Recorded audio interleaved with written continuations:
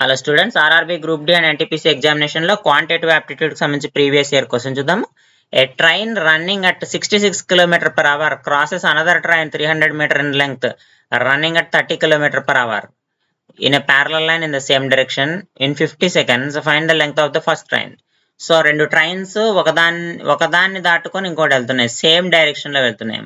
ఏ అనే ఒక train, B అనే ఒక ట్రైన్ తీసుకుందాము. ఏ అనే ట్రైన్ యొక్క లెంగ్త్ ఆల్రెడీ 300 మీటర్స్ అని ఇచ్చేసాడు. దాని యొక్క స్పీడ్ కూడా ఎంత ఇచ్చాడు, 30 km/h అని ఇచ్చేసాడు.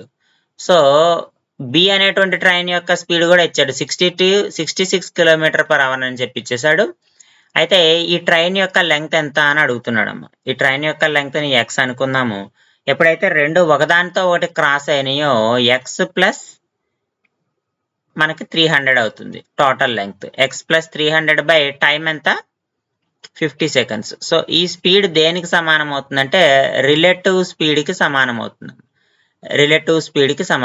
రిలేటివ్ స్పీడ్ అంటే రెండు ఒకే డైరెక్షన్లో వెళ్తున్నాయి కాబట్టి మైనస్ తీయాలి.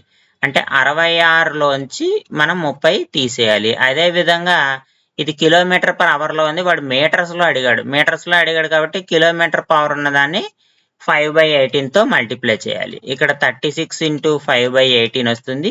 18 ఇందులో 2 టైమ్స్ పోతుంది. 2 × 5 ఎంత, 10 అవుతుంది. ఇక్కడ left hand side x plus 300/500 = 10 వచ్చింది. That implies x plus 300 = 500. x = 200